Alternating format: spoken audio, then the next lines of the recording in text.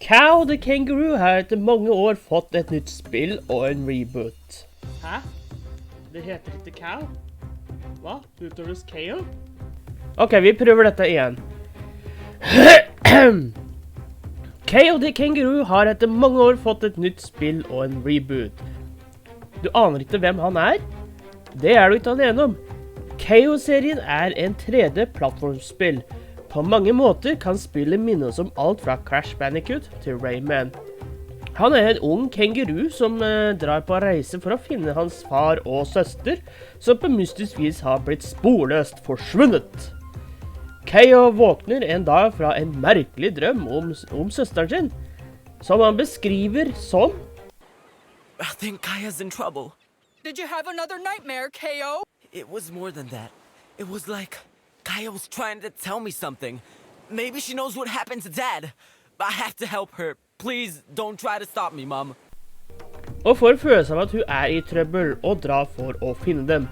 Så mor gir han lov til. Ja, din mann og datter er sporløst forsvunnet. Så send sønnen din også, det er en fantastisk idé.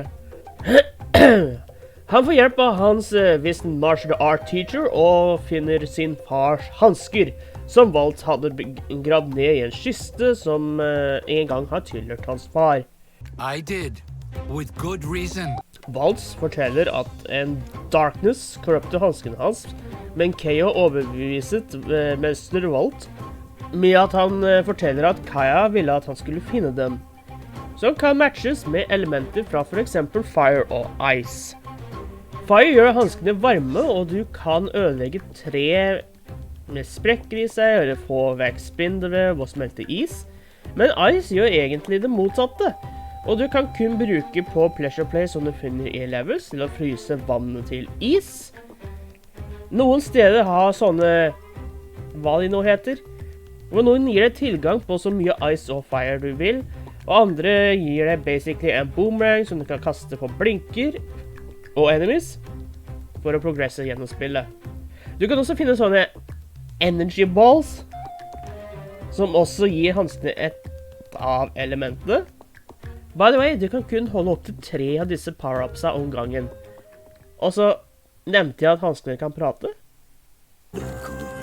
So at least you use the cold to your advantage. Combaten i spillet er veldig action-focused.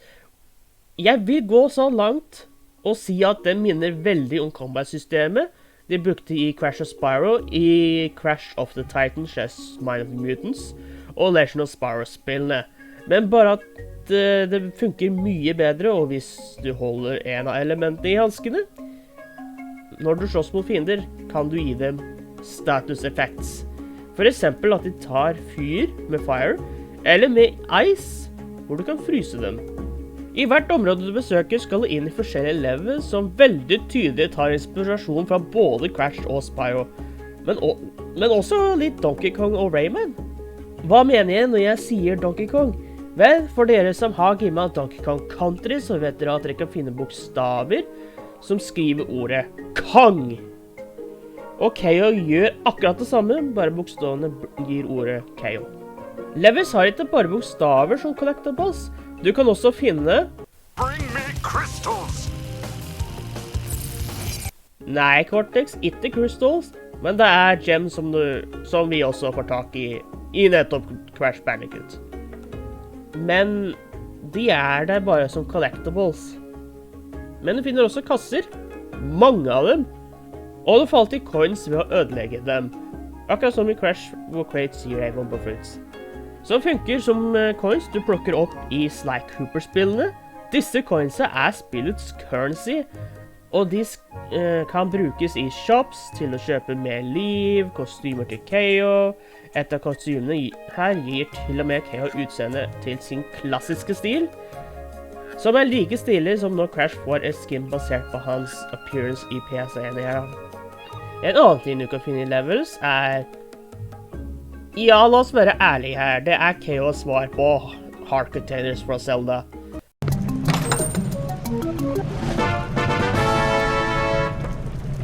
Som også kan kjøpes i shops, by the way.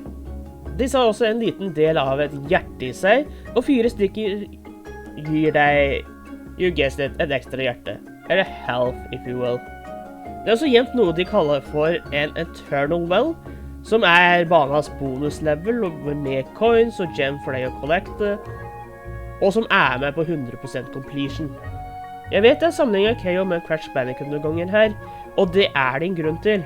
KO er en gammel late 90s, early 2000s mascot for Sega Dreamcast, på samme måte som Nintendos mascot er Mario, eller Pokémon har Pikachu, Sonic til Sega, eller Pac-Man til Namco.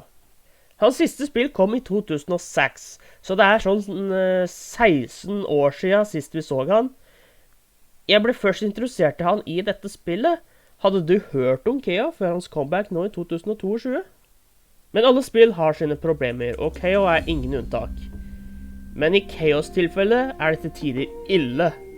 For eksempel, jeg aner ikke hva som skjedde her, men alt jeg gjorde var å slå denne greia for å dytte den dit den skulle, men til en eller annen grunn ble jeg totalt sittende fast mellom slutten av sporet og denne lasermaskinen.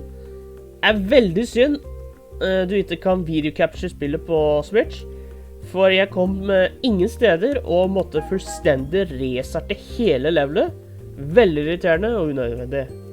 På en annen runde, aka dag 2 av min playthrough på spillet, var det som du ser i dette klippet, helt umulig for meg å skru på laseren på denne maskinen, som er rett over der jeg hadde som den forrige hadde problem med.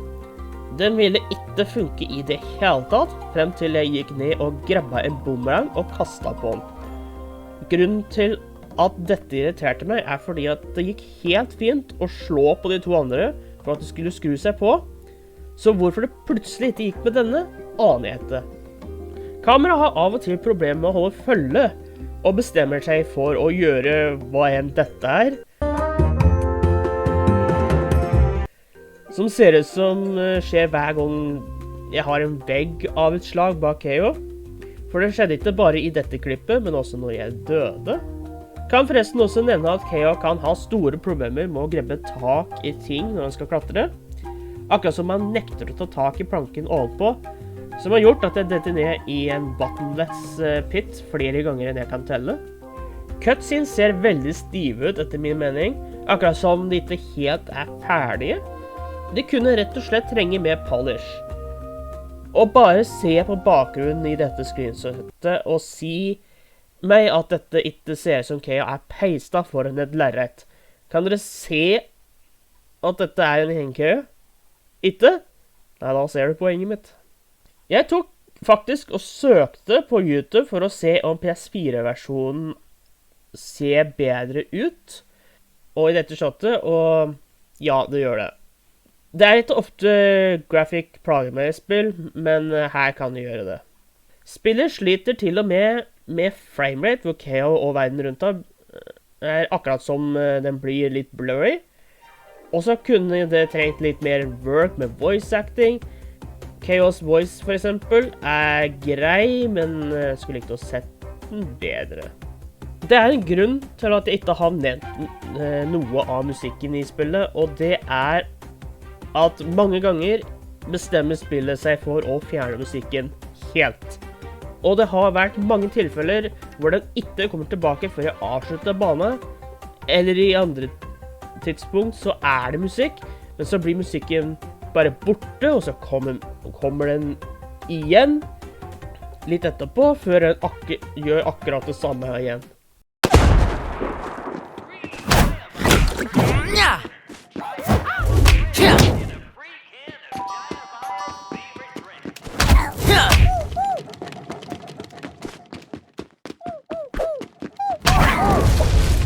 Det er synd at musikken gjør sånn, for fra det jeg har hørt, så kan musikken være fin å høre på.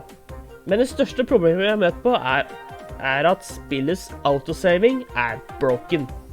Ja, du hørte riktig. Spillet har trøbbel med saving av progress. Jeg satt her og gamet meg fra en level i første område, kom til område 2 og tok kvelden. Dagen etterpå var jeg tilbake til en level i første område. Så den dagen gamet jeg mye på spillet, og kom meg helt til tredje område.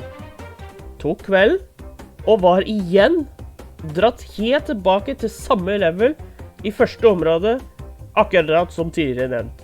Til en eller annen grunn så nekter spillet å lagre progress etter den banen. For dere som lurer, så kan jeg si at spillet bruker en autosave-function, og det er absolutt ingen måte å save manualt. Så hvis spillet skal ha en autosave-feature, men ingen manual saving, så må dere være sikre på at autosavinga faktisk fungerer, så vi ikke møter på nettopp dette problemet.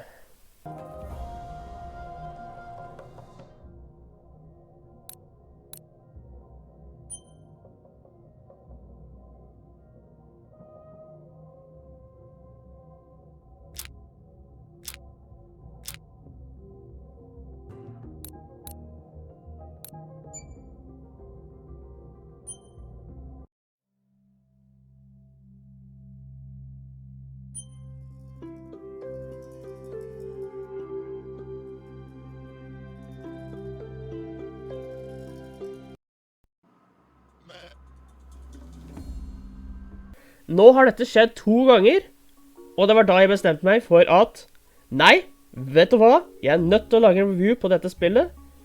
Det er noen av disse tingene som kaster meg helt ut av spillopplevelsen.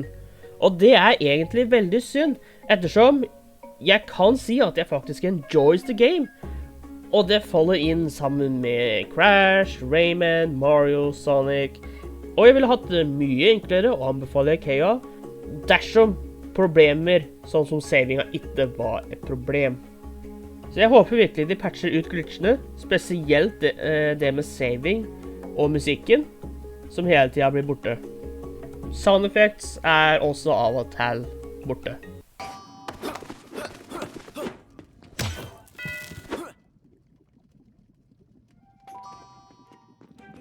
Så hvis du planlegger å kjøpe spillet, vent på en price drop, eller til disse problemene er patchet ut.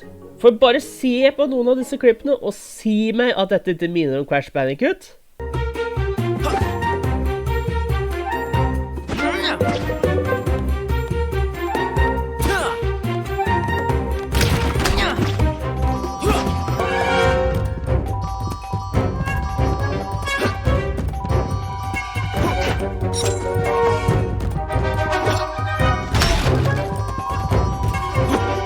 Og dette for Rayman.